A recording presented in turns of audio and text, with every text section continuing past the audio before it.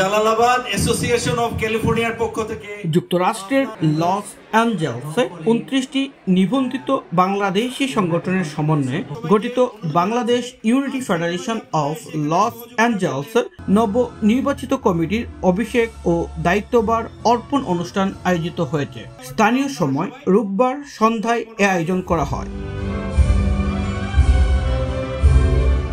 পবিত্র কুরআন তেলাওয়াতের পর বাংলাদেশ ও যুক্তরাষ্ট্রের জাতীয় সঙ্গীতের পাশাপাশি বাফলা সঙ্গীত পরিবেশনের মাধ্যমে সংগঠনটির 2024-2026 কার্যনির্বাহী পরিষদের অভিষেক অনুষ্ঠানের মূল আনুষ্ঠানিকতা শুরু হয়।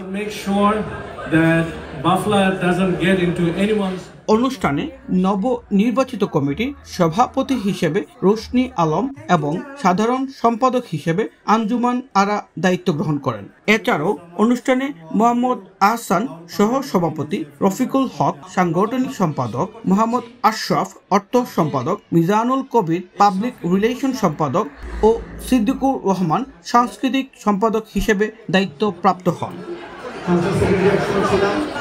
অনুষ্ঠানে নবনির্বাচিত কমিটির সদস্যদের শুভেচ্ছা জানান বাফলার সাবেক সভাপতি, সাধারণ সম্পাদক সহ বিভিন্ন সামাজিক সাংস্কৃতিক সংগঠনের নেতৃবৃন্দ। এ সময় লস অ্যাঞ্জেলসে বসবাসকারী প্রবাসী বাংলাদেশিদের পারস্পরিক সম্পর্ক আরও মজবুত করতে কাজ করে যাবেন বলে প্রতিশ্রুতি দেন নবনির্বাচিত কমিটির সভাপতি রোশনি আলম। বাফলা হচ্ছে একটা ফেডারেশন যার কিনা 29 অর্গানাইজেশন আছে এবং সবাই আজকে বলেছে, সবাই প্রতিশ্রুতি দিয়েছে যে নিউ ক্যাবিনেটকে হেল্প করবে এবং একসাথে কাজ করবে। দায়িত্ব গ্রহণ শেষে মিঠুন চৌধুরীর উপস্থাপনায় দর্শক ও শ্রোতাদের উল্লাস এবং নাচ গানে মুখরিত হয়ে ওঠে অনুষ্ঠানটি। এ সময় দর্শকদের অনুরোধে একের পর এক জনপ্রিয় বাংলা গান পরিবেশন করেন স্থানীয় শিল্পীরা।